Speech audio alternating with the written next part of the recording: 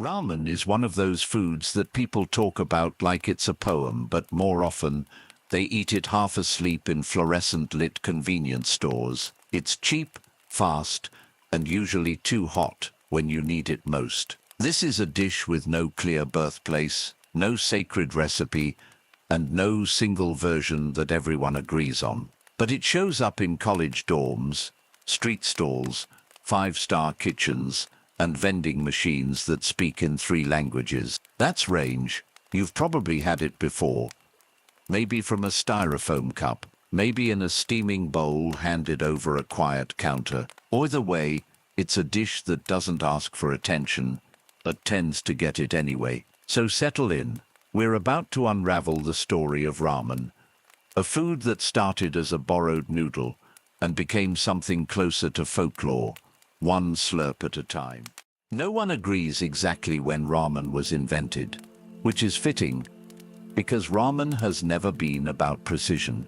It's a dish that evolved through borrowing, trial, error, and hunger. What we know is this: it didn't begin as Japanese. In fact, the first bowl probably came from a completely different kitchen. Let's start in China, where wheat noodles have existed for over 4,000 years. By the late 1800s, they were making their way into Japanese port cities like Yokohama and Kobe, carried in the hands of Chinese laborers, merchants, and cooks. These arrivals brought their own comfort food: pulled noodles in broth, simple, filling, and adaptable. The Japanese called it Shina soba, or Chinese soba, a name that would stick for a while, though not permanently. At the time, Japan was undergoing a full identity crisis. The Meiji Restoration had reopened the country after centuries of isolation. Everything foreign, clothes, technology, language, food, was suddenly on the table, literally and figuratively. Eating meat had previously been taboo under Buddhist influence, but now pork and chicken began appearing on plates. Western-style dishes and foreign techniques became symbols of modernity. And into this moment of upheaval slid ramen, hot, salty, fast, and unapologetically unrefined. It wasn't fine dining. It wasn't meant to be, but it was practical. Cheap flour and bone broth went a long way. A stall could serve dozens with little overhead. The flavors were strong enough to cut through exhaustion, alcohol, or poverty. It filled stomachs. That was enough. By the early 20th century, noodle carts were a fixture in urban life. Ramen wasn't yet considered Japanese cuisine. In fact, it was a bit suspect. But it sold well. Factory workers slurped it down after late shifts. Students ate it between lectures. Street vendors clanged metal ladles against the side of their carts to announce their arrival, and the scent of simmering broth became a kind of urban background noise. This wasn't the kind of food you brought home to impress your parents. It was greasy, fast, and questionably hygienic, but it had carved out its place. And as Japan industrialized, ramen scaled up alongside it. Small operations grew into restaurants. Cart owners leased storefronts. Menus grew more experimental. You could walk down one street and get soy sauce-based broth. Down another, something richer, cloudier, more daring. But ramen wasn't born clean. Its rise wasn't noble. It was messy, inconsistent, and often undocumented. Unlike sushi or tea ceremony, dishes with long histories and strict rules, ramen never insisted on reverence. You could make it with bones or powder, with hand-pulled noodles or factory bricks. You could eat it in silence or with a hangover. The name changed too. Shina soba eventually fell out of use, partially because the word China, once used to refer to China, took on a derogatory tone during Japan's imperial era. The term ramen came into favor instead, likely drawn from the Mandarin lamian, meaning hand-pulled noodles. Ironically, most ramen noodles in Japan aren't hand-pulled. They're machine-cut, curly or straight, and made with kansui, an alkaline mineral water that gives them their chewy bite and yellow tint. As the 1930s approached, ramen was quietly regionalizing. In the snowy north, Sapporo-style ramen began to feature miso paste, corn, and butter. Ingredients meant to warm you from the inside out. Down in Kyushu, Hakata-style ramen emerged with tonkotsu broth, a dense, porky, cloudy soup made by boiling bones until they surrendered everything they had. Tokyo leaned toward soy sauce. Some cities added fish stock, some used chicken. The rules were unwritten and mostly ignored. Still, no one was romanticizing ramen yet. It was a dish for laborers, students, night shift workers. It was functional. It was functional. It wasn't artisanal. You could eat it in 5 minutes and forget it by morning. But that's also what made it survive. As Japan entered the chaos of the 1930s, economic depression, rising militarism, eventual war, ramen remained. It didn't require rare spices or expensive ingredients. It could be scaled up or scaled down.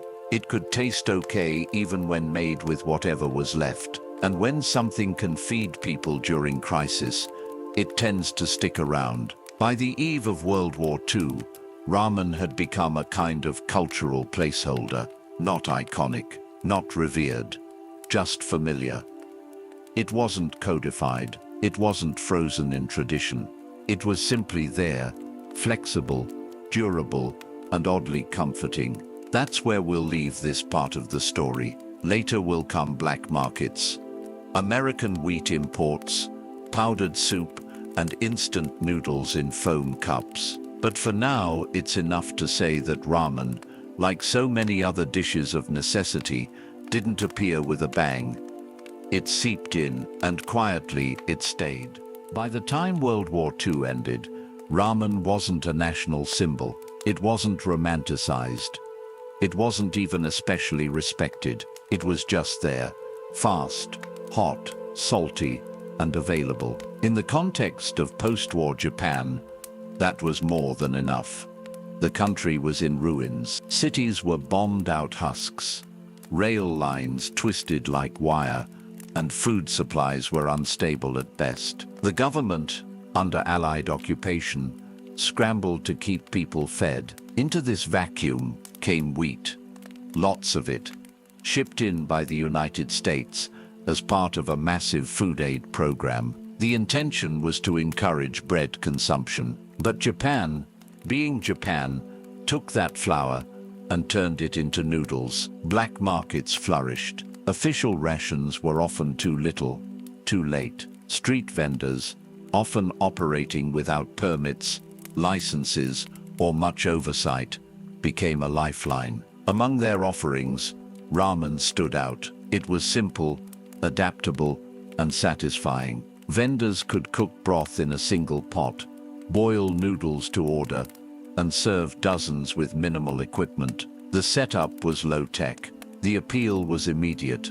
At its peak, some estimates suggest that over 80% of Tokyo's food vendors were operating illegally. This wasn't culinary rebellion, it was necessity. And ramen, cheap and adaptable, became a fixture of the underground food economy. For a few yen, you could get a bowl of soup thickened with pork scraps, scallions, maybe half an egg if you were lucky. The broth was salty, the noodles were chewy, and the whole experience was over in 5 minutes. It wasn't fine dining, but it filled the gap, both in stomachs and in culture. Ramen became, in that moment, a stand-in for stability. You didn't have to think about it. You didn't have to dress up. You didn't need to make a reservation. It was hot, it was there, and it felt like something dependable in a world that wasn't. In a society rebuilding from ashes, consistency, even in the form of a greasy noodle soup, became oddly precious. The setting mattered too. Most ramen was eaten standing up, near stalls that gathered steam and smoke in equal measure. The sound of slurping noodles became part of the ambient noise of the city, just beneath the clatter of bicycles and the occasional bark of a police officer trying to shut down an unauthorized cart. It was food tied to motion. You didn't linger, you didn't talk much.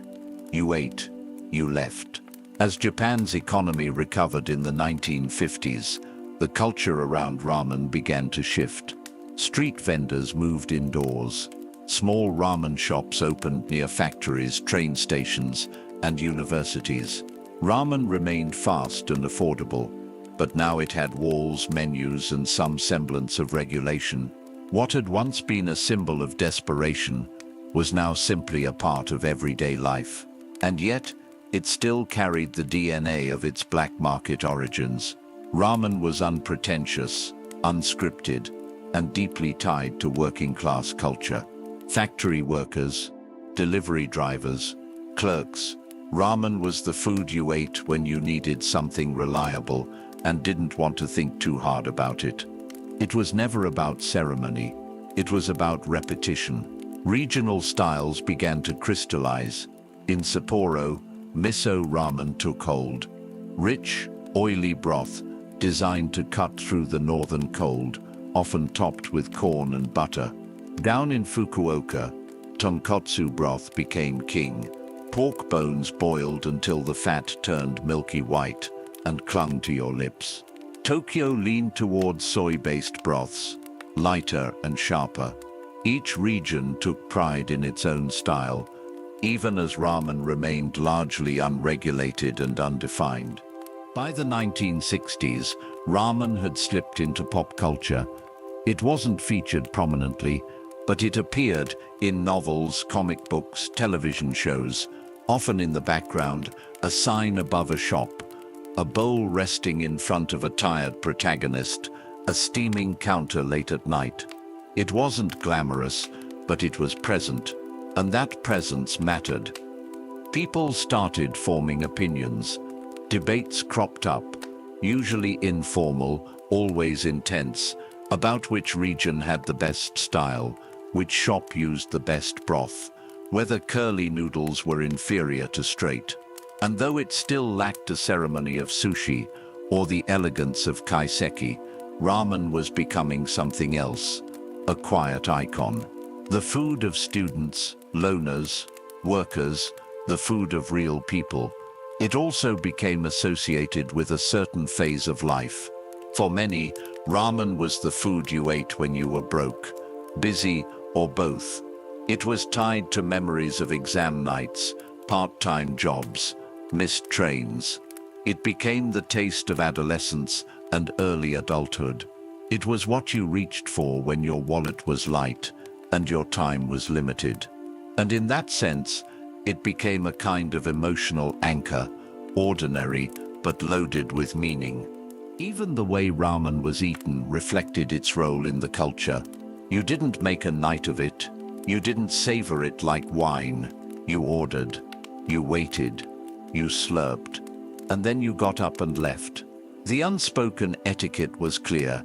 Eat fast, don't linger, don't make a scene. This wasn't antisocial behavior.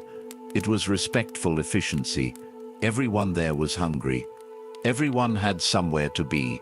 And so ramen carved out its place. Not through prestige, but through presence.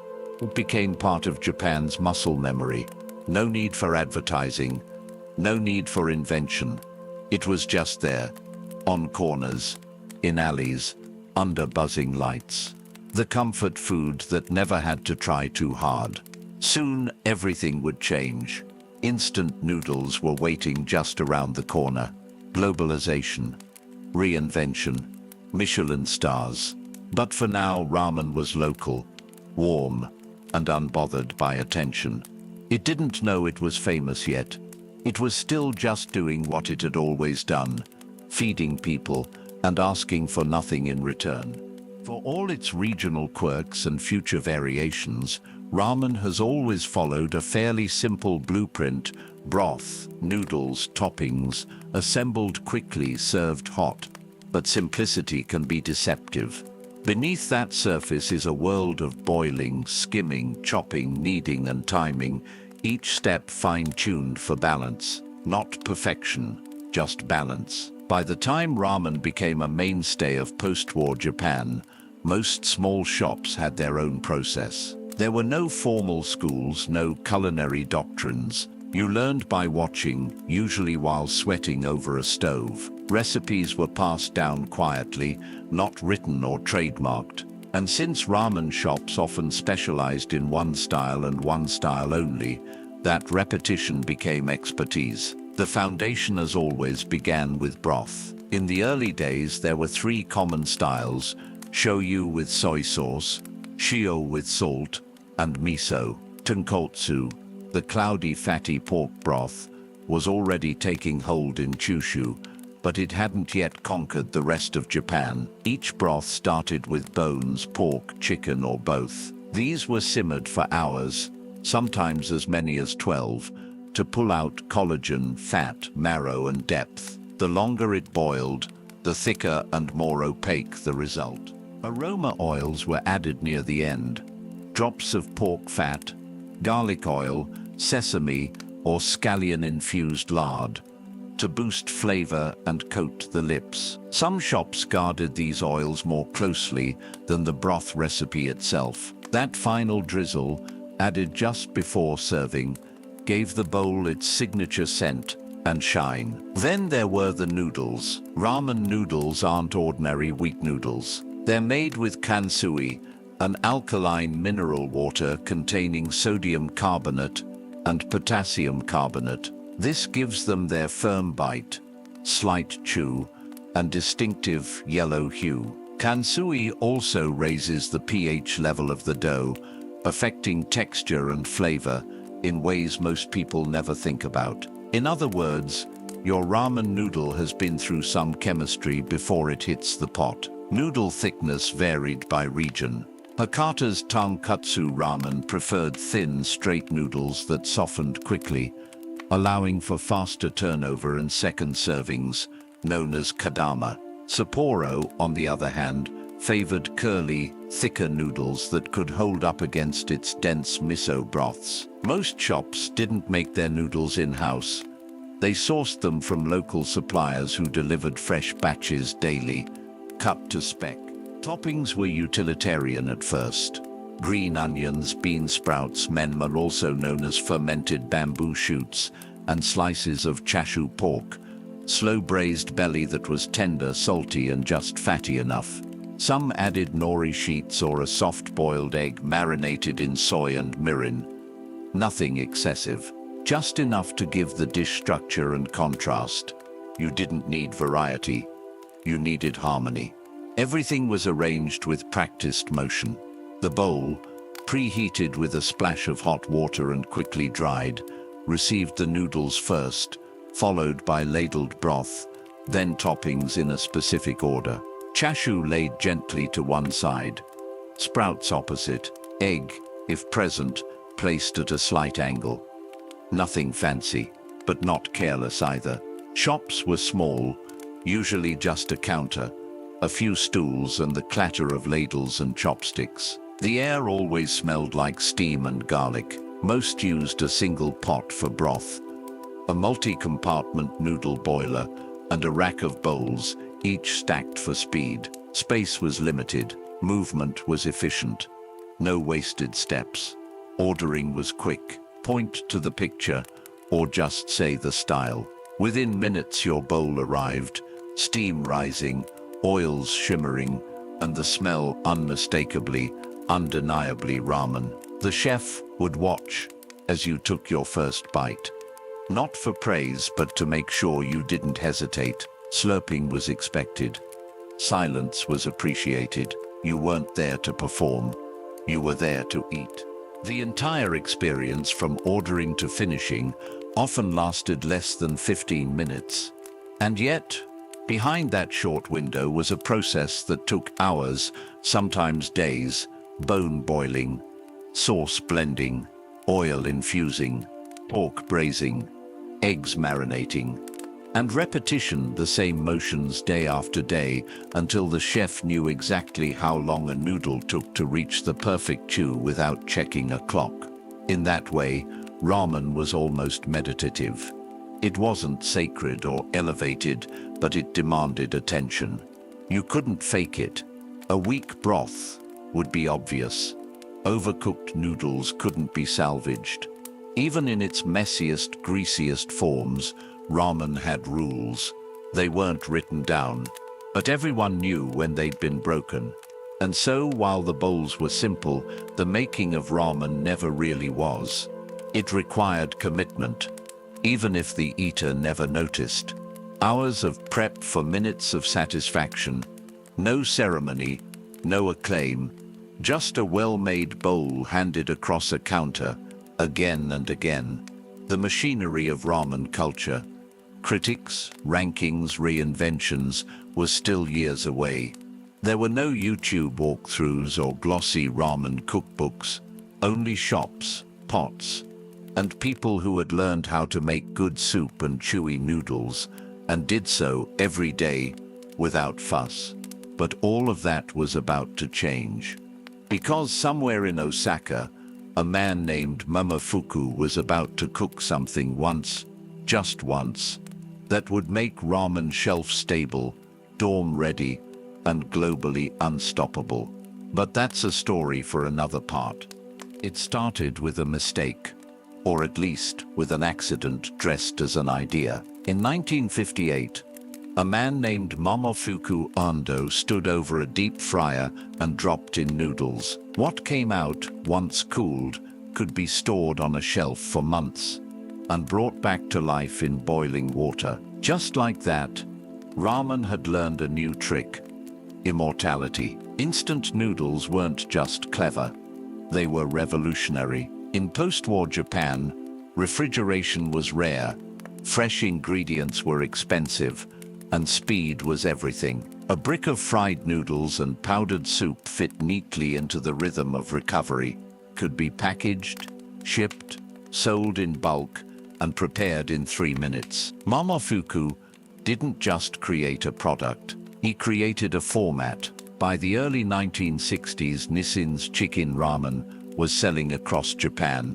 By 1971, Cup Noodles hit the market, complete with its own styrofoam bowl, seasoning packets, and self-contained fork. The message was clear: ramen no longer needed a shop, a chef, or even a pot. It only needed water and a little time. The product was fast, portable, and aggressively democratic. It made its way into lunchboxes, gas station shelves, and the bottom drawers of college students' desks. It became a go-to meal for shift workers, train conductors, factory employees, anyone who didn't have time for anything slower or more expensive.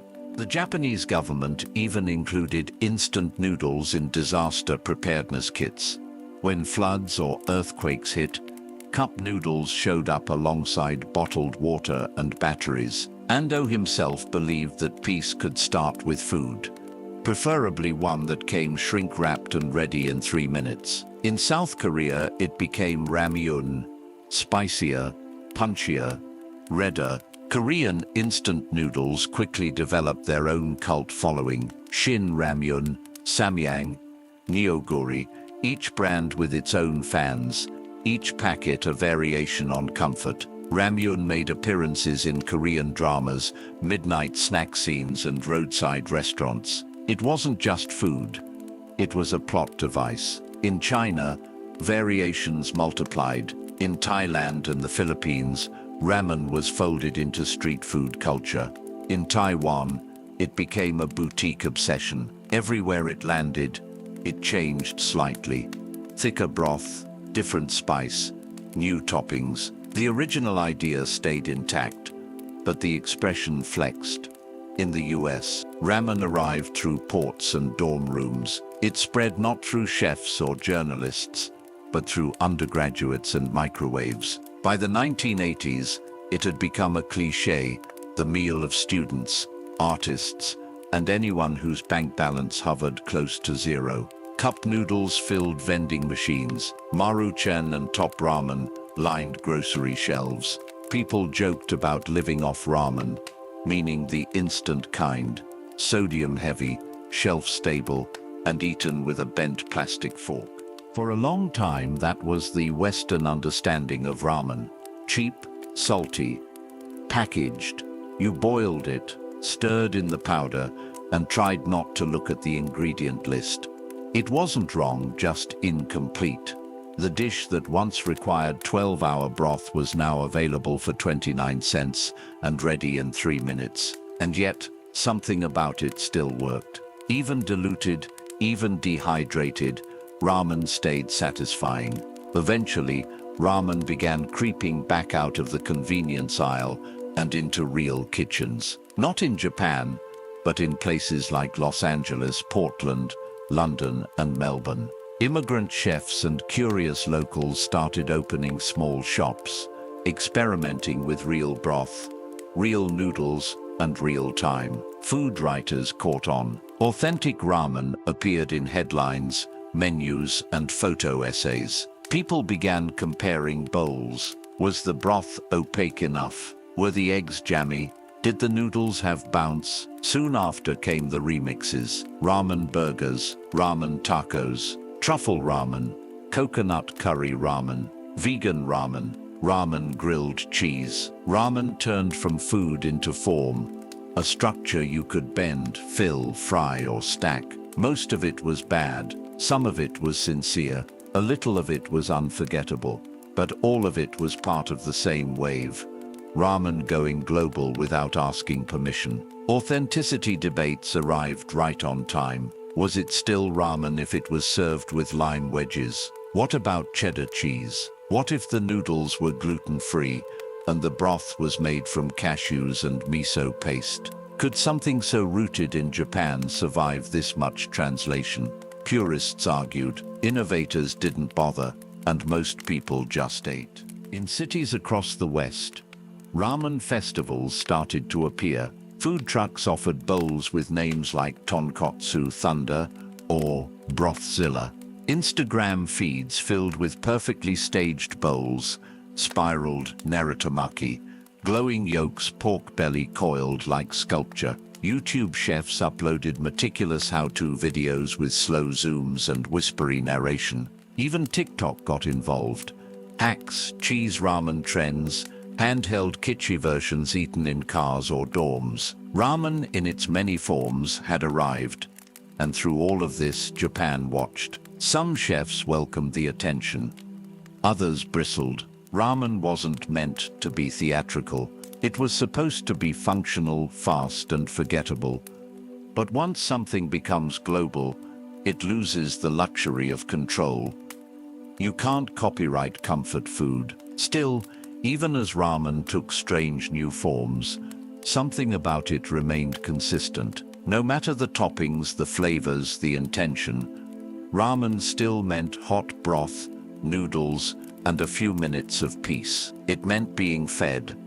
It meant stepping out of motion and into something warm. Today, you can walk into a ramen shop in Toronto, São Paulo, or Bangkok and find something recognizably ramen. It might not follow any rule book. The chef may have never set foot in Japan, but the bowl hits the same notes: salt, heat, chew, comfort. It doesn't need to be perfect. It only needs to be good enough to eat again tomorrow. That quiet durability is what made ramen so adaptable. It never asked to be pure. It just wanted to be eaten. And so it was, across oceans, cultures, trends, and class lines, in prisons, in dorms, in fine dining halls, and night markets, on dates, at desks, under stress, after loss. Ramen didn't spread by asserting itself. It spread by yielding, by becoming what each place needed it to be, then hanging around long enough to become familiar. That's how it traveled, not as a culinary export, but as a question: are you hungry? And wherever the answer was yes, ramen quietly made itself at home. By the time ramen went global, Japan had already begun rethinking it. What the rest of the world saw as a new discovery, Japan had lived with for decades. And in a country known for turning the ordinary into ritual, it was only a matter of time before ramen, greasy, cheap, and famously unpretentious, was pulled into the spotlight. That spotlight came with seriousness. Bowls once slung from street carts were now being ladled behind counters with wood-paneled walls, minimalist lighting and seats limited to 8 or fewer. Chefs stood silently, heads down, serving one customer at a time. They weren't entertainers, they were craftsmen. Ramen became something you lined up for. Long lines, early arrivals, 45-minute waits for a 10-minute meal. There were rules, unspoken, but rigid. Speak softly. Don't linger. No photos. The broth came first, then the noodles, then whatever toppings made sense. You didn't ask for substitutions. You trusted the shop to get it right. And some shops did get it right.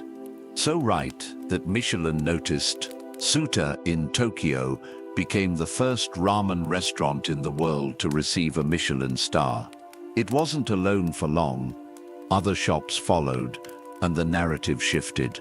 Ramen wasn't just late-night comfort food. It was a destination, a discipline. But Japan's ramen world didn't split neatly into high and low. The budget bowls never disappeared. Train station ramen, 24-hour chains, and vending machine ticket shops stayed busy. You could get a bowl for a few hundred yen or a few thousand. What changed was that now, both could be equally respected. Ramen's accessibility wasn't lost. It just widened. You could experience it as a broke student or a touring gourmand. Either way, the ritual was the same. Sit, slurp, leave. And yet, despite all the reverence, ramen remained personal. Ask 10 chefs how to make tonkotsu broth, and you'd get 11 answers. Some simmer bones for 12 hours. Others go longer. Some add vegetables, some don't. Garlic gets toasted or left raw. Tare, the flavoring concentrate, can be soy, salt, miso, or a custom blend guarded like a family heirloom. That variability is part of what keeps ramen so alive. It doesn't sit still, even as traditional shops chase the perfect balance of fat and umami. Younger chefs push boundaries. Cold ramen, duck ramen, lobster ramen, bowls infused with yuzu, blue cheese or coffee oil. Purists protest. Diners show up anyway. Technology hasn't left it untouched. You can now order ramen through touchscreens, eat it in near silence thanks to partition seating, and review it on forums with graphs, charts, and heat maps. There are ramen tasting tours, ramen museums, anime episodes entirely about ramen etiquette. The humble bowl, once sold anonymously on the street, now comes with an app and a line out the door. Still, it hasn't lost its footing. In small towns and sleepy neighborhoods, ramen is just dinner, not content, not cuisine, just a meal. The auntie behind the counter doesn't care about broth clarity. The office worker doesn't need heritage pork. They just want something warm that doesn't talk back. That quiet duality between sacred and casual, gourmet and grease, defines modern ramen. It's elevated but not exclusive, obsessive but never quite polished. It invites devotion but shrugs off worship. It's also emotionally anchored. Ramen shows up during transition, moving into your first apartment, pulling your first all-nighter, dealing with a breakup, finishing a shift, beginning a new one. It's the food of liminal space, the moments when nothing is certain except that you need to eat. Some meals want you to notice them. Ramen doesn't. It's content being a background ritual, a small act of restoration in the middle of a noisy day. The taste is steady. The silence is welcome. You don't eat ramen to celebrate. You eat it to recalibrate. Even the fanciest shops know this. They might refine the broth, adjust the noodle firmness, or plate the egg at a perfect 45-degree angle, but they don't touch the core promise. You will leave full, warm, and a little quieter than before. Ramen now wears many masks. It's nostalgia and novelty, fast food and fine dining, a social media trend, and a deeply private craving. It's studied by chefs and misunderstood by algorithms. It lives in ramen streets, ramen alleys, ramen theme parks. It's both singular and fragmented, and yet the experience stays rooted. Whether you're seated at a counter in Tokyo or hunched over a paper cup in a gas station in Nevada, the formula holds. You're eating something that never asked to be perfect, just good enough to finish. Communities around ramen reflect that as well. There are forums with detailed reviews, ranking shops by broth viscosity and noodle tension. But there are also old men who've eaten at the same counter for 20 years without ever checking its name. Ramen culture is both vocal and quiet, elitist and completely disinterested.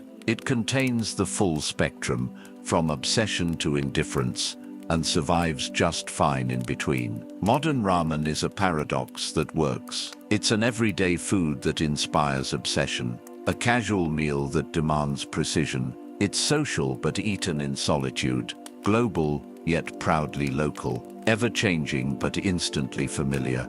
Maybe that's why it endures. Not just in Japan but everywhere it goes. It bends without breaking. It updates without erasing. And in a world that often asks you to hurry, ramen offers 10 minutes of stillness. Not flashy, not loud, just enough. And when it's gone, you don't remember the toppings. You remember how it made you feel. Briefly, quietly, okay. Ramen may be everywhere, but some of its most interesting details are tucked just out of sight. Half-remembered stories, odd traditions, regional rules, and facts too strange to be made up. For starters, ramen has a museum. Actually two. The Shin Yokohama Ramen Museum is part food court, part historical exhibit, complete with a recreation of a 1958 Tokyo street scene.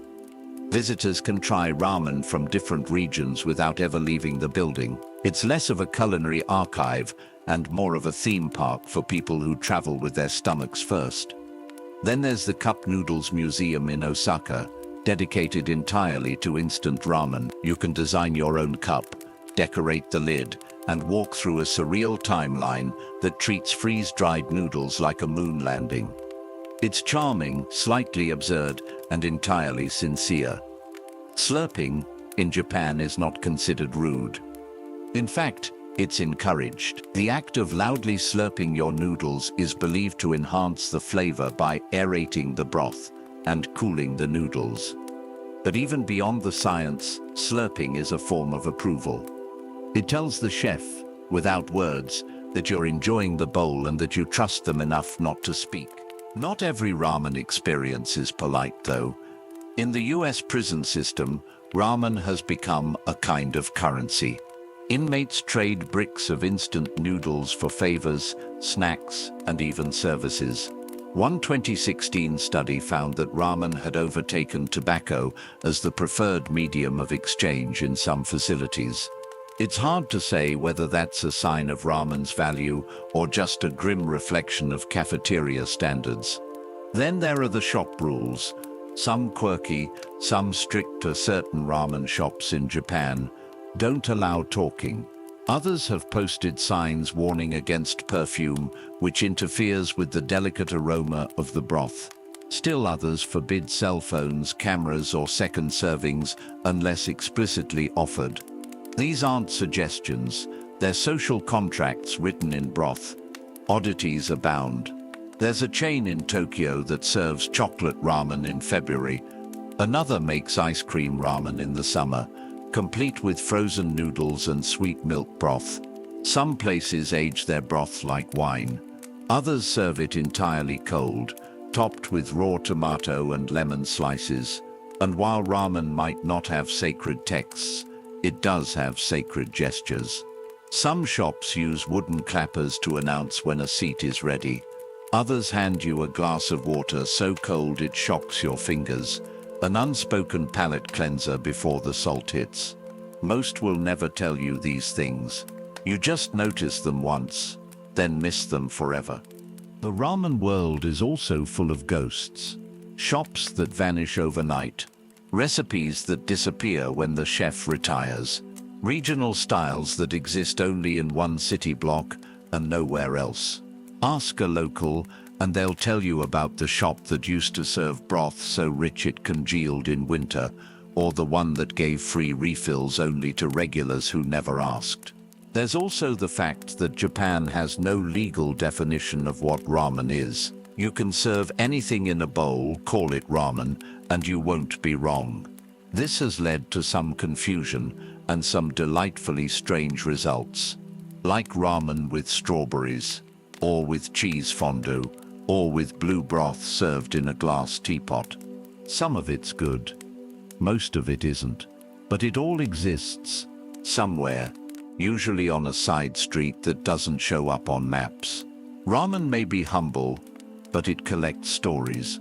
Not the loud ones, but the ones whispered between slurps, the kind that stick to memory like fat on a spoon. You won't find them in guidebooks, but if you eat enough bowls, you start to hear them anyway. That's the end of the bowl. You've seen it simmer, stretch, travel, and shift. From back alley stalls to fine dining counters, from wartime black markets to instant cups, stacked high on grocery shelves. Ramen never asked to be important. It just kept showing up. It's hard to pin down what ramen is now. It's too big, too local, too personal. But maybe that's why it works. It fits itself into your life, not the other way around. Whether you're celebrating something or trying to make it through, ramen doesn't judge. It just gets made. It gets eaten. And when it's gone, you're not left with answers, just warmth and the quiet feeling that you'll be okay. So for now, close your eyes. Let the broth settle. Let the night drift in. You've had enough. Good night.